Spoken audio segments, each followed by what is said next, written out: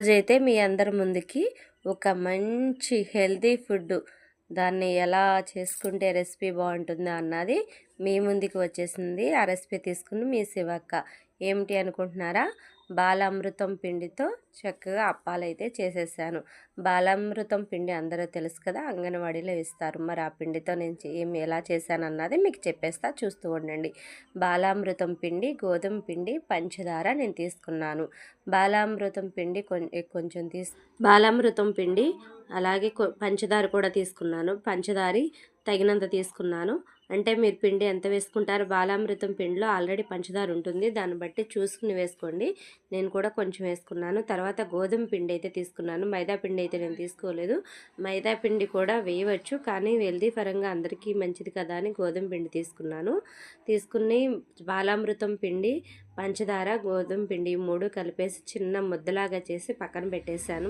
ఒక 10 నిమిషాలు ఆగిన తర్వాత ఏం చేశానంటే చక్కగా ఇలా లడ్డూలాగా చేసేసి, మనం అప్పాలు చేస్తాం కదా, అదే చెక్కలు చేస్తాం కదా, అలా చేసేసాను. చక్కగా చేసేసి కొంచెం బాండీలో కొంచెం నూనె పోసాను. ఎక్కువైతే పోయలేదు, ఎక్కువ నూనె అయితే పీల్చలేదు, చాలా తక్కువ నూనె అయితే పీల్చింది.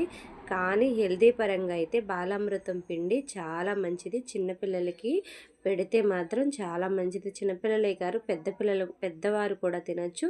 దీంట్లో అన్ని హెల్దీ పరంగా ఉండే ఫుడ్స్ తెలిసిందేను, చాలా మంచిది.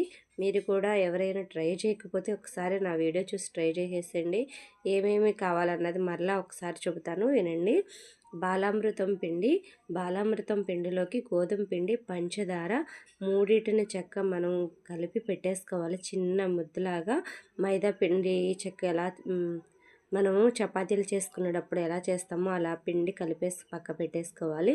వాటిని ఒక 10 నిమిషాల తర్వాత అప్పాలాగా వత్తేసుకుని నూనెలో పక్కన పెట్టేస్తే సూపర్ టేస్టీగా చాలా బాగున్నాయి. తినడానికి స్నాక్స్గా పిల్లలకి హెల్తీ పరంగా కూడా చాలా మంచిది. పిల్లలకి ఈవినింగ్ టైం స్నాక్స్ పరంగా ఇస్తే చాలా మంచిది. బాలామృతం పిండితో నాకు తెలిసిన ఒక మంచి వంటకం అయితే మీ ముందుకు తీసుకొచ్చేసాను. మీ అందరికీ నచ్చింది అనుకుంటున్నాను. వీడియో అయితే ఎలా ఉంది, నేను చేసిన అప్పాలు కూడా చిన్న కామెంట్ చేసి చెప్పండి కదా.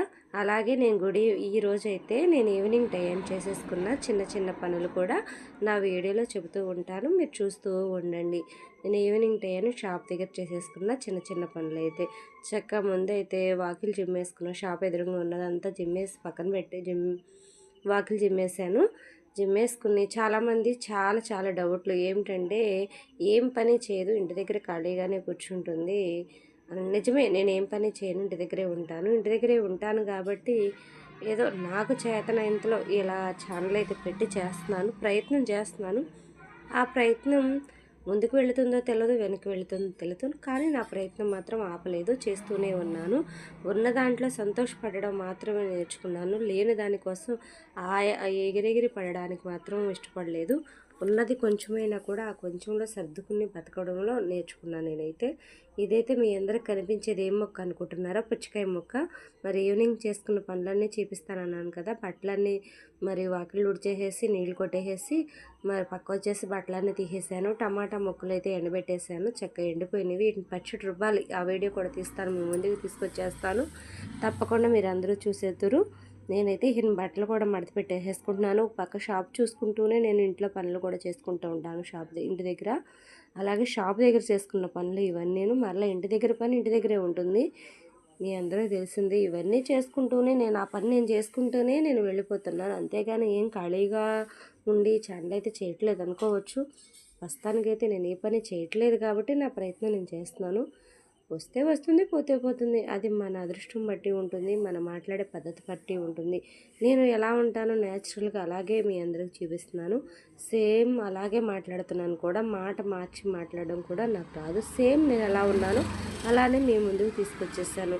బట్టలన్నీ మడత పెట్టేసి ఒక సంచిలో పెట్టేసుకున్నాను. ఎందుకంటారా, ఇవి ఇంటికి తీసుకెళ్ళాలి కదా, ఇప్పుడు ఉన్న షాప్ దగ్గర కదా, షాప్ దగ్గర పనులు ఇవన్నీ. నేను చూపించింది ఆవాల మొక్క, ఇదే టమాటా మొక్క.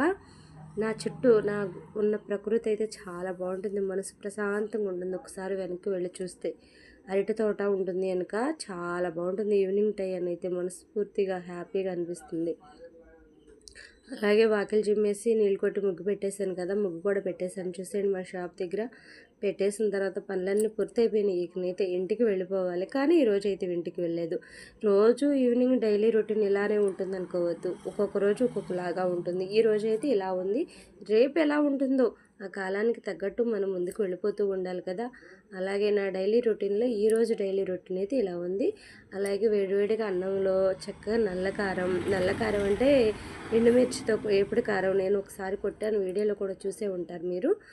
కోడిగుడ్డట్టు వేసుకుని చక్కగా తినేస్తున్నాను. ఈరోజు నా డైలీ రొటీన్ అయితే అయిపోయింది ఇంతటితో.